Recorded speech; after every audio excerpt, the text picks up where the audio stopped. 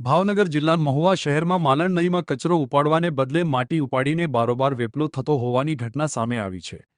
માલણ નદીમાં કચરો ઉપાડવાનો કોન્ટ્રાક્ટ આપવામાં આવ્યો હોય ત્યારે કોન્ટ્રાક્ટર દ્વારા કચરાના બદલે માટીનો નિકાલ ચાલુ કર્યો હતો.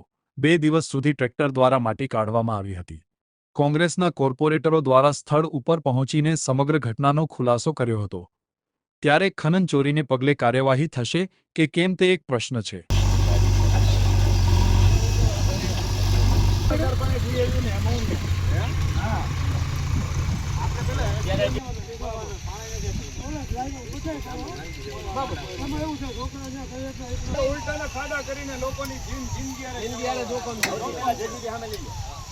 વચ્ચે કોઈ નહીં બોલતા મને વર્ક ઓર્ડર કાઢીને મને હમ બચાવો. આ લોકો નાખે ક્યાં કે પોતપોતાની લઈ મને વાંચો તમે મને વાંચીને તમે વાંચીને સંભળાવો. નહીં કાપવાની એટલે આ તો તમને કામ હું ઓળખું છે ને વાંચીને સંભળાવો. પેલા આ રીતનો જો પંચાયત ને આપરો ને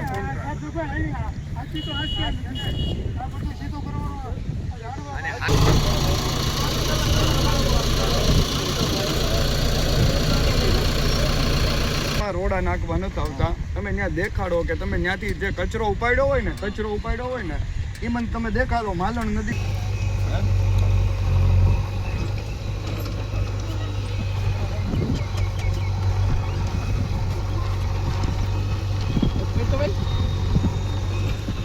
આપે છે ટૂંકમાં તો તમે વેપાર એનો કરો. પછી અમે કઈ લીધું કે તમે વેચી કાઢી એમાં હું જોઈ એની અમે કઈ લીધું કે એક મિનિટ તમે મને સમજાવો. તમે અહીંયા માલણ નદી સાફ સફાઈ કરવાનું કામ છે. મને 2 પ્રશ્નના જવાબ આપો. તમે આમાં કચરો ભરો છો કે માલણ નદી?